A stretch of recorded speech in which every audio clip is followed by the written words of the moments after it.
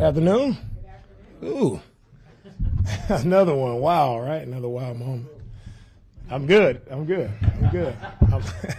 doing better. Trying to settle down a little bit. I'll fire away.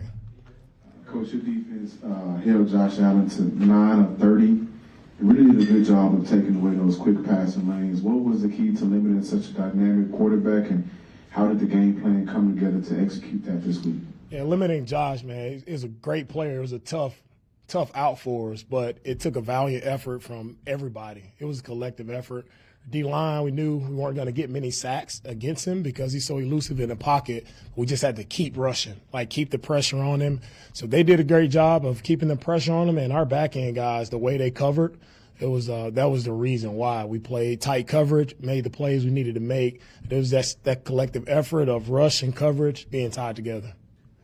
Another game where you guys win it basically at the end. What allows you guys to consistently, since you've been here, even dating back to last year, consistently be able to pull out these close games?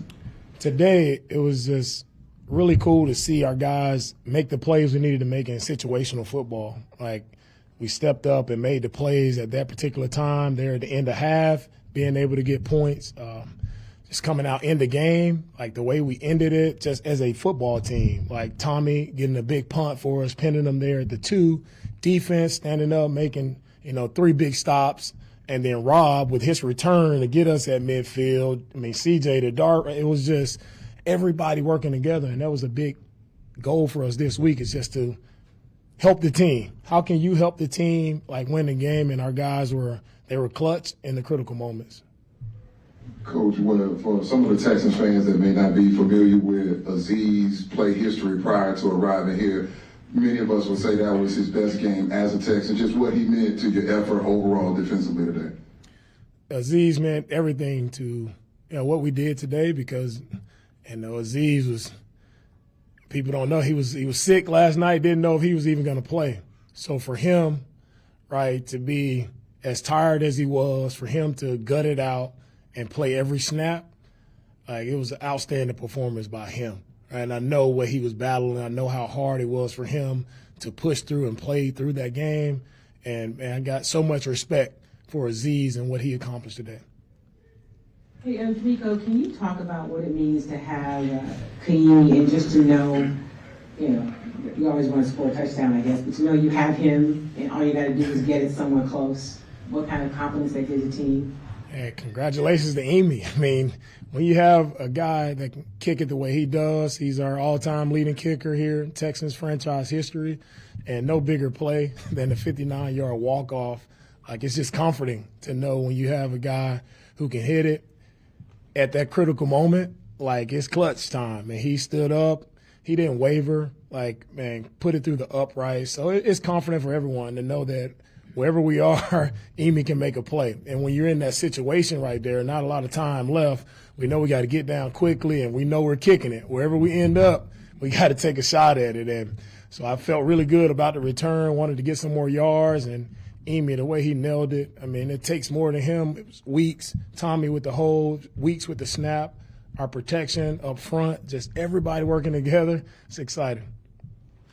Coach, can you put your finger on third quarter? Because halftime, y'all walk into halftime, y'all pretty well had your hand on in control, and all of a sudden it's third quarter, because that's the quarter where you committed all you really 90% of your penalties and everything. Y'all were clean up until that third quarter, and it's almost like it got away from you. The third quarter was definitely our sloppiest moment in this game. Felt really good in the first half, no penalties. We played clean, no sacks. We were humming there in the first half, and then come back out.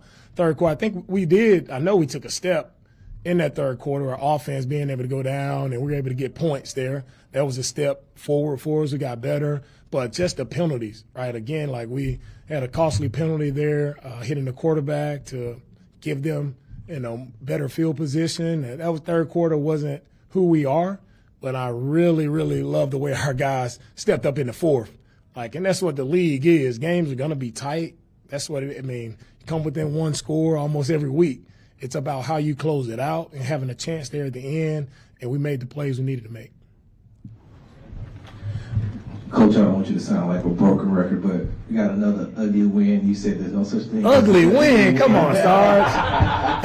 You said there's no such thing as an ugly win. Last year, some of these type of games got away from you all. You all are finding ways to win these games. What does it say about your unit, especially some of the things you all have to overcome as far as injuries and things like that are concerned coming into games? These are the type of games you find out who you are as a team. Like Buffalo is an outstanding team, well-coached team, much respect for them, all their players, the way they play, like nothing but respect for them, tough opponent. So to beat a team like this, like at the end of the day, you want score more points than the other team, and it doesn't matter how you get it done. So I'm proud of our guys for gutting it out. And like I said again, like it wasn't all pretty. That's how games go. It's about how you finish at the end, and I'm proud of the way our guys finished. We got time for a few more. DeMeco, a two-part question. First off, Chris Boyd seems to be getting better and better every week. What is he doing to get better? And you mentioned downing that last punt at the 2-yard line, which he downed it. How big a play was that? That play was huge, getting the punt down there. I think D. Ross and Boyd were there making that play. Chris he's continued to play his technique. That's the one thing he had to focus on, just play cleaner for us and play his technique. And when you just play your technique and you do what you're supposed to do, be where you're supposed to be, you'll make plays for us. Coach, the rookies, Kalen Bullock and Kamari Lassiter, they had some good moments today, also had some rookie moments. What's some of the lessons that they can take from today's game to keep progressing as young NFL players? And Kamari and Kalen have been playing outstanding for us. I really love both of those guys and what they're doing as young players. They don't flinch. No matter what happens, they don't flinch. They keep battling. They play the game the right way, and I love having both of those guys back there. Quick two-part question, just kind of like an update on Nico and what does it mean to, because you've mentioned before, when you play your old team, you want to get that win. What can you say about, you guys being able to get the win for Diggs going against his former team? Yeah, we're really happy for Diggs. You know how important this win was for him. You know how important this week was for him. Anytime you're going against your old team, like a lot of guys knew we had to get this one for Diggs. Try not to make a big deal out of it throughout the entire week, but we know it. Right? It's emotional. Like all the great things that he did there, right? As a receiver, as a player, like he stood out, man, and he made a lot of plays. He helped that team in some critical moments and down the playoff run. So, man, no bigger game for him than this one. And today, for us, man, he made some really big catches on third down to keep drives moving. Like play after play, Diggs stepped up and made plays. So I'm happy for him that we were able to get this win for him. And then the update there on Nico. Nico on the long passing touchdown. He felt his hammy grab, so he has a hammy. We'll evaluate him day to day. We'll take these last two in the middle. DeMeco, what, if anything, do you say to CJ after kind of the way the game ended for him? Do you have any conversation with him about kind of how those three series went? What I say to CJ is I'm proud of you. Like, so proud of him because it's easy to see the negative plays, right? It's easy to see the turnovers, and everybody knows nobody hurts more when that ball is turned over than CJ. He feels really bad about it, but man, you keep punching, you keep battling, and that's why I'm so proud of him. Like in those moments, a lot of guys can tuck their head and feel sorry, but when we needed a play there at the end to get a few more yards, CJ stepped up. Our play wasn't there, so he improvised and found Dare just to get us a few more yards so Amy can kick the field goal. So I'm so proud of CJ and just his growth throughout this entire year. Last one, Ken. Speaking of Dare, can you talk about what he meant? I mean, I know you want to get Joe back, but he has stepped in and done whatever you asked him to do and made some key plays today when you guys would care to, but talk about Dare. Yeah, every week, Dare makes a play for us. Last week, the big one on third down, and today, just him, the way he ran the football, the big catch again to get yards for us. Dare, he's special.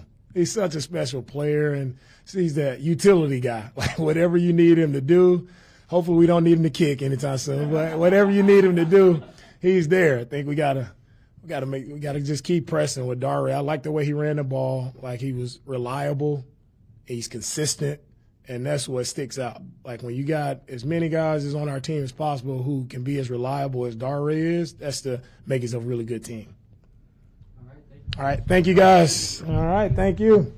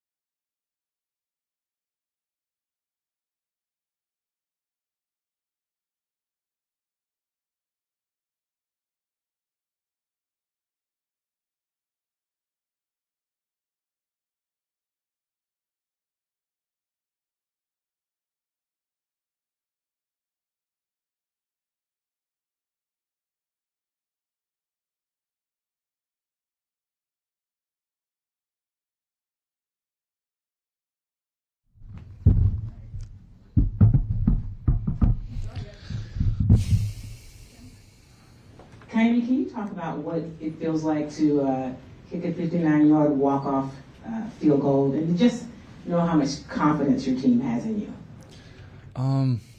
Yeah, I feel a sense of calmness when I'm out there, when I'm walking out.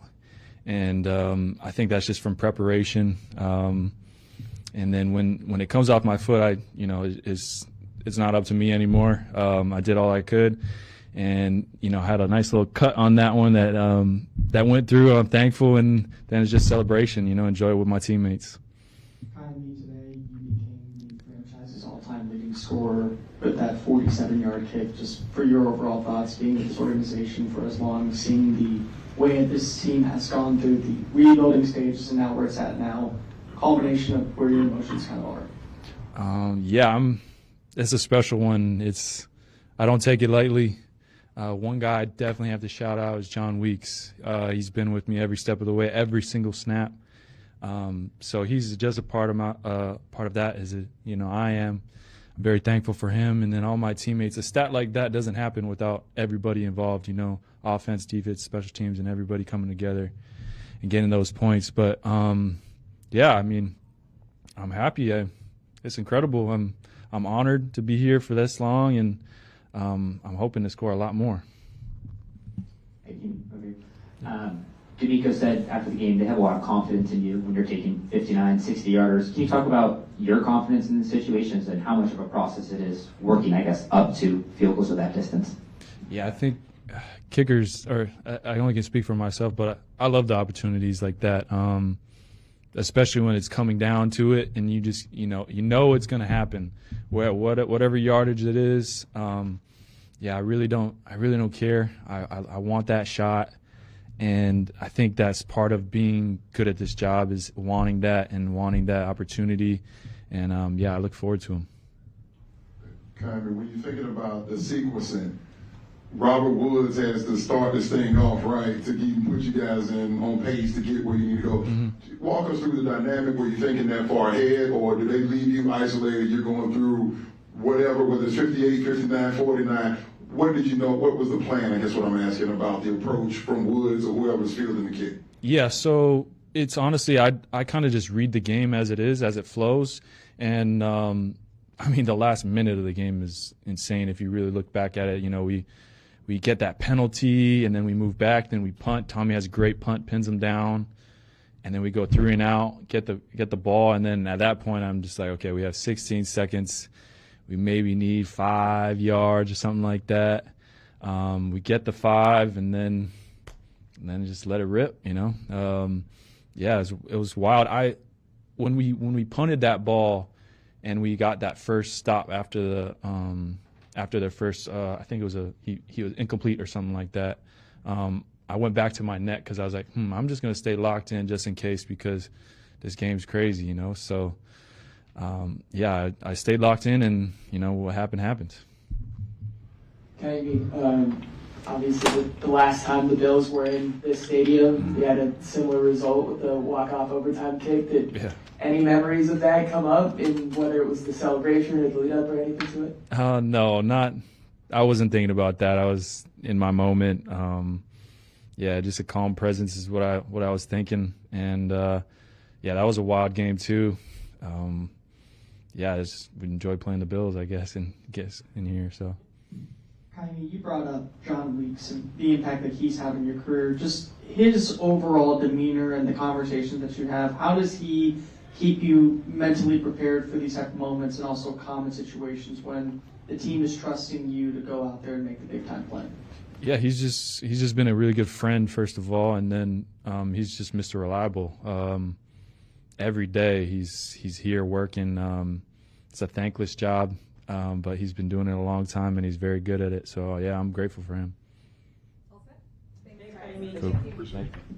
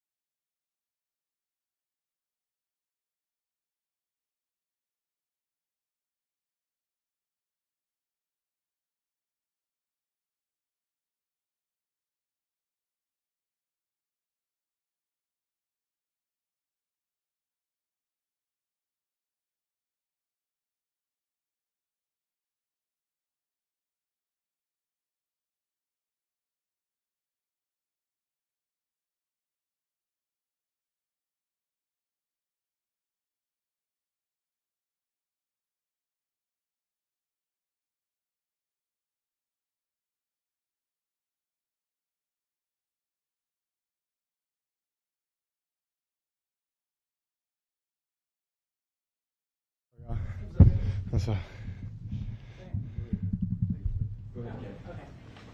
CJ, can you talk about what was different in the second half? You guys were like near perfect in the first half. Did they make any adjustments, or what was the difference in the third quarter for the offense? Yeah, first of all, I just want to give all glory and praise to my Lord and Savior Jesus Christ. Just a great opportunity, you know, to play against a really tough Buffalo Bills team. But yeah, the first half, you know, went really well. We're moving the ball like we wanted, running the ball. In the second half, and we weren't not moving the ball. We were just shooting ourselves in the foot again, you know, just taking penalties. I missed a couple reads on my throws, and, you know, had the turnover, the 2 turnovers. So, you know, when you play like that, you give them opportunity to come back. And they made some adjustments, started taking away a lot of our passing. But at the same time, like, they weren't taking away everything. I got to be better and just get through my progressions. But all in all, you know, you learn with a dub, and, you know, that's the most important thing about it. You and Diggs have become really tight. Clearly, you guys are like a brotherhood bond. What did it mean to get the win for him in a game like this? It was huge, man. I know he was, you know, he really didn't say nothing all week, but I know today he was a little emotional, you know, just we wanted to, you know, just play well against him, you know, being his former team, which, you know, everybody, just like we played JG last year, you know, a couple weeks ago. So, you know, it's a lot of, you know, emotions that go through that, but he did a good job by just not letting his emotions affect his play, and really just, I thought he played really great, was really sound, you know, and I thought he played amazing. So definitely just happy that, you know, he's happy with his dub.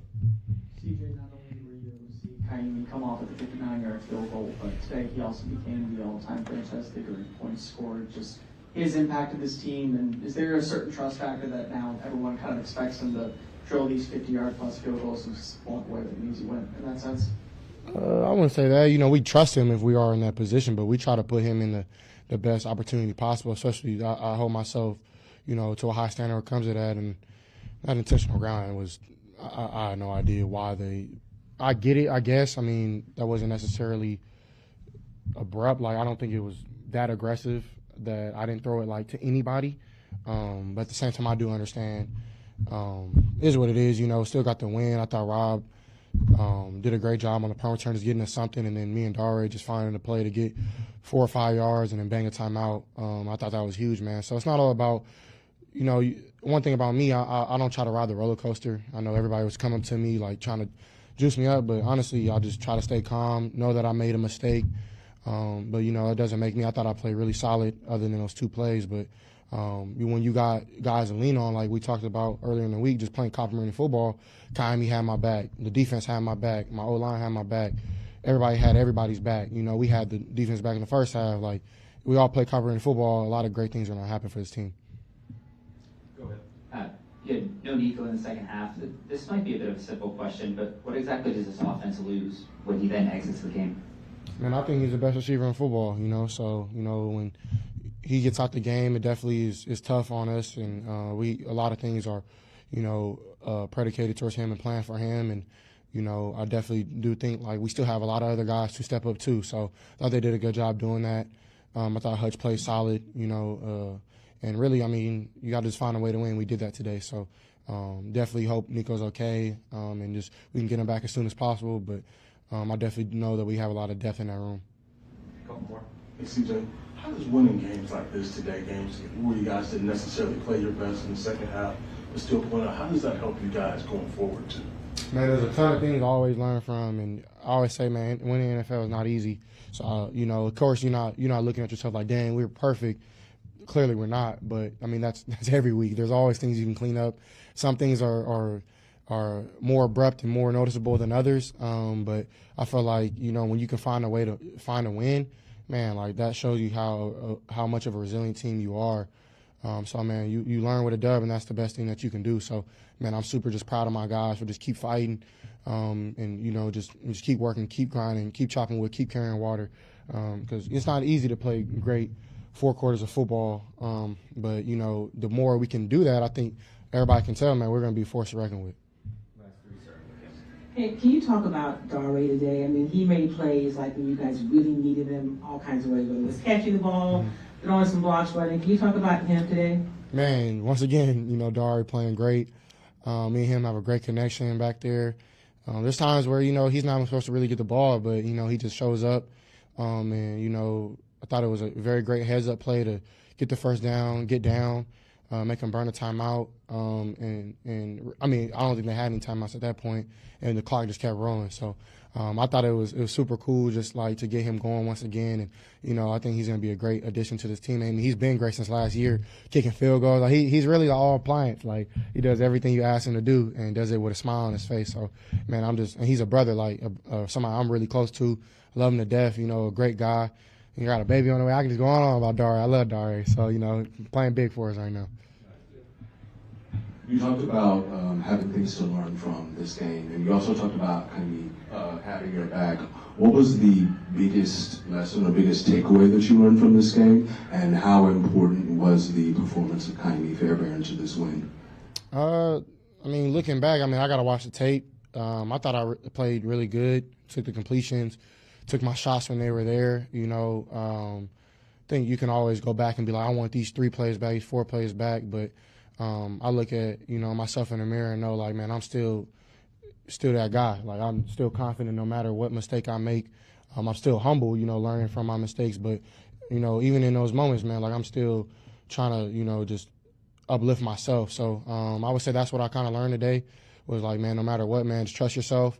And I felt like I did that, moving the ball up and down the field against a good defense.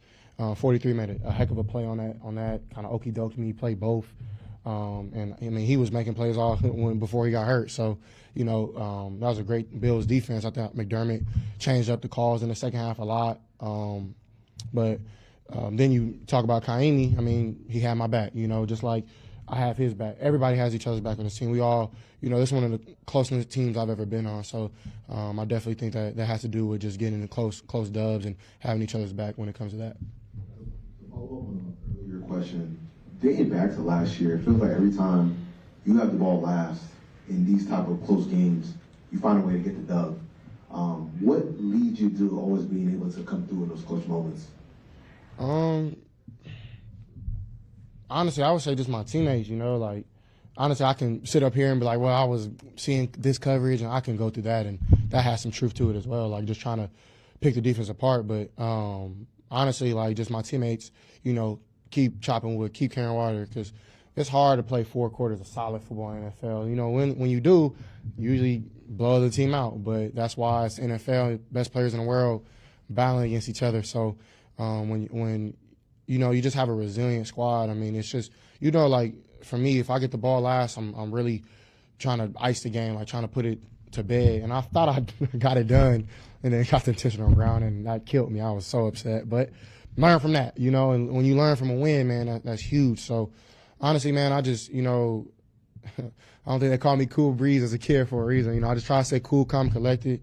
I pray a lot. That's a huge for me. Is just like when the intentional grounding happened and we backed him up, that was a huge punt by Tommy. I'm like, man, God, just give me another opportunity. And man, he gave me the opportunity, and I, try to do what I could with it. So, but it's not just me out there; it's my whole team. You know what I mean? So definitely just blessed. Be 4-1 at this point. Just gotta keep rolling.